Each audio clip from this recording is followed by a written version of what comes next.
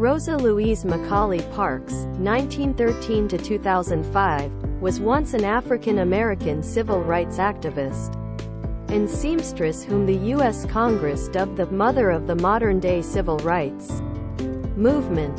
Parks is well known for her refusal on 1 December 1955 to obey bus driver James Blake's demand that she relinquish her seat to a white man.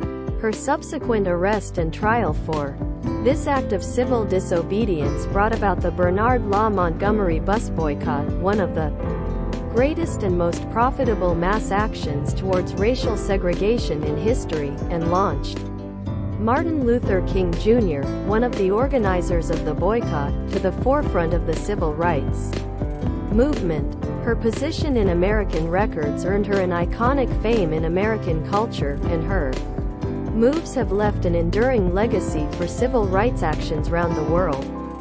Early lifestyles. Rosa Louise McCauley was once born in Tuskegee, Alabama, on February 4, 1913.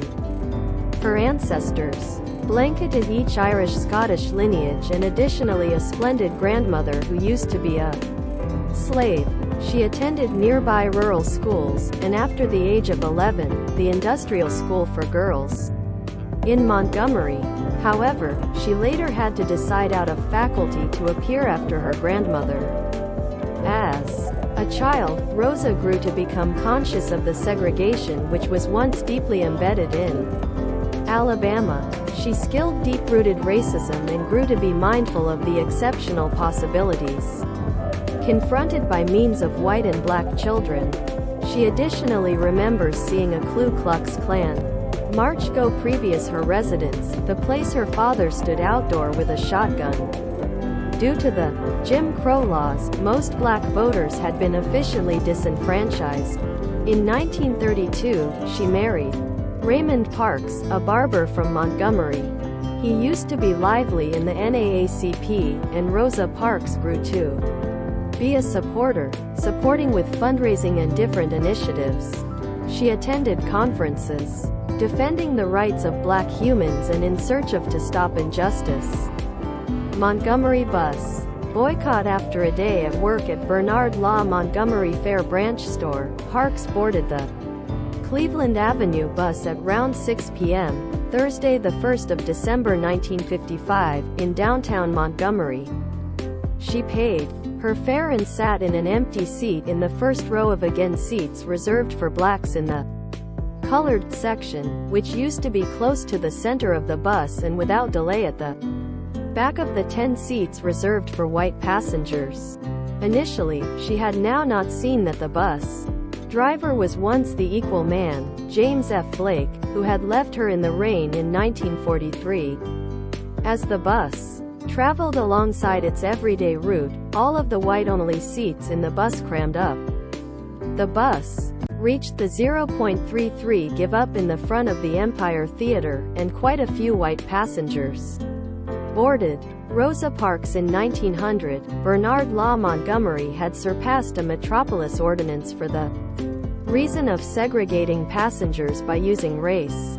Conductors had been given the electricity to assign seats to accomplish that purpose. However, no passengers would be required to pass or provide up their seat and stand if the bus used to be crowded, and no different seats have been available over time and by means of custom. However, Sir Bernard Law bus drivers had adopted the exercise of requiring black riders to cross each time there have been no white solely seats left. Following fashionable practice, the bus driver Blake referred to that the front of the bus used to be stuffed with white passengers and there had been 2 or 3 guys standing. Therefore, he moved the colored area signal at the back of Parks and demanded that 4 black humans provide up their seats in the center area so that the white passengers ought to sit. Years later, in recalling the occasions of the day, Parks said, "When that white driver stepped lower back towards us, when he waved his hand and ordered us up and out of our seats, I felt a dedication cowl my physique like a quilt on a wintry weather night." Rosa_Parks_booking by Parks account, Blake said, "Y'all hire make it mild on yourselves and let me have these seats." 3 of them complied. Parks said, "The driver desired us to stand up, the 4 of us. We didn't go at the beginning, however," he says, "let me have these seats. And the different 3 humans moved. However, I didn't." The black man sitting subsequent to her gave up his seat. Parks moved, however, towards the window seat. She did no longer pass to the newly repositioned colored section. Blake then said, "Why don't you stand up?" Parks responded, "I don't assume I must have to stand up." Blake known as the police to arrest Parks. When recalling the incident for Eyes on the Prize, a 1987 public TV sequence on the civil rights movement, Parks said, "When he noticed me nonetheless sitting, he requested if I was once going to stand up, and I said, 'No, I'm not.' And he said, 'Well, if you don't stand up, I'm going to have to name the police and have you arrested.' I said, 'You may additionally do that.'" During a 1956 radio interview with Sidney Rogers in West Oakland, Parks was once requested why she determined now not to vacate her bus seat. Parks said, "I would have to recognize for as soon as and for all what rights I had as a human being and a citizen of Montgomery, Alabama." She additionally designated her motivation in her autobiography, "My story. People usually say that I didn't supply up my seat due to the fact I used to be tired, however that isn't true. I was once now not worn out physically, or no extra worn out than I generally used to be at the cease of a working day. I was once no longer old, even though some human beings have an picture of me as being historical then. I used to be 42. No, the solely worn out I was, used to be worn out of giving in." When Parks refused to supply up her seat, a police officer arrested her. As the officer took her away, she recalled that she asked, "Why do you push us around?" The officer's response as she remembered it was, "I don't know, however the law's the law, and you're beneath arrest." She later said, "I solely knew that, as I used to be being arrested, that it used to be the very remaining time that I would ever trip in humiliation of this kind." Parks was once charged with a violation of Chapter 6, Section 11 segregation regulation of the Sir Bernard Law City Code. Even although she technically had no longer taken up a white-only seat, she had been in a colored section. E.D. Nixon and Clifford Durr bailed Parks out of reformatory the night of December 1. That evening, Nixon conferred with Alabama State College professor Joanne Robinson about Parks' case. Robinson, a member of the Women's Political Council, WPC, stayed up all nighttime mimeographing over 35,000 handbills saying a bus boycott. The Women's Political Council used to be the first team to formally propose the boycott. On Sunday, the 4th of December 1955, plans for the Sir Bernard Law bus boycott have been introduced at black church buildings in the area, and a front-page article in the Bernard Law Montgomery Advertiser helped unfold the word. At a church rally that night, attendees unanimously agreed to precede the boycott till they have been dealt with the stage of courtesy they expected, till black drivers have been hired, and till seating in the center of the bus was once treated on a first-come basis. 4 days later, Parks was once tried on expenses of disorderly habits and violating a neighborhood ordinance. The trial lasted 30 minutes. Parks was once determined responsible and fined $10, plus $4 in court docket costs. Parks appealed her conviction and formally challenged the legality of racial segregation. In a 1992 interview with National Public Radio's Lynn Neary, Parks recalled, "I did no longer favor to be mistreated, I did now not favor to be disadvantaged of a seat that I had paid for. It used to be simply time. There was once chance for me to take a stand to categorical the way I felt about being dealt with in that manner. I had no longer planned to get arrested. I had masses to do except having to give up in jail. But when I had to face that decision, I didn't hesitate to do so due to the fact I felt that we had continued that too long. The greater we gave in, the extra we complied with that variety of treatment, the extra oppressive it became. On Monday the 5th of December 1955, after the success of the one-day boycott, a crew of 16 to 18 human beings gathered at the Mount Zion Aim Zion Church to talk about boycott strategies. The team agreed that a new business enterprise was once wanted to lead the boycott effort if it had been to continue. Reverend Ralph David Abernathy recommended the Identify Montgomery Improvement Association, MIA. The title used to be adopted, and the MIA was once formed. Its individuals elected as their president a relative newcomer to Montgomery, a younger and basically unknown minister of Dexter Avenue Baptist Church, Dr. Martin Luther King Jr.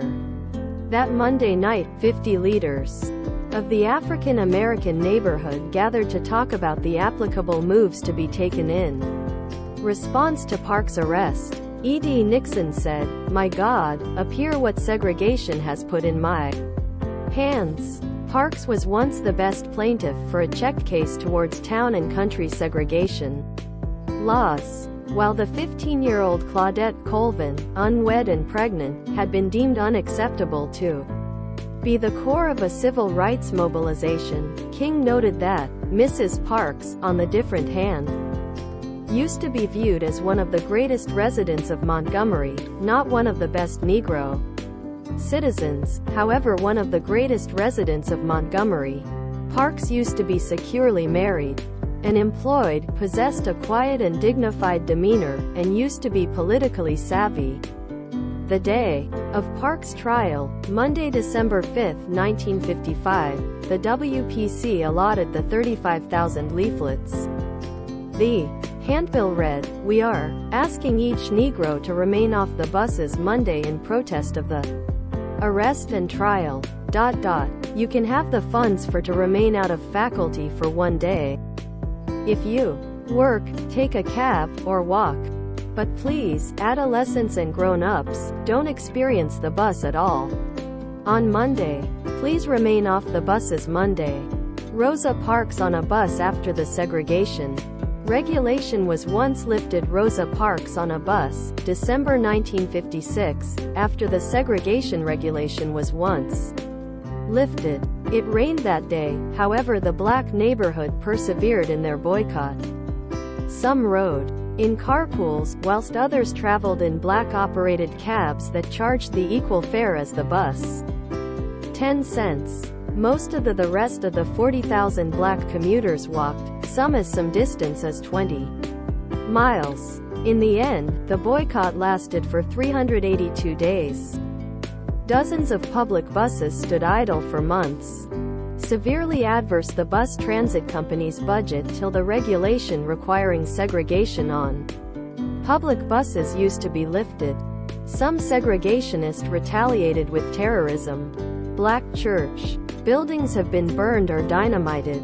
Martin Luther King's domestic was once bombed in the early morning hours of January 30, 1956, and E.D. Nixon's domestic was once additionally attacked. However, the black community's bus boycott marked one of the biggest and most profitable mass actions towards racial segregation.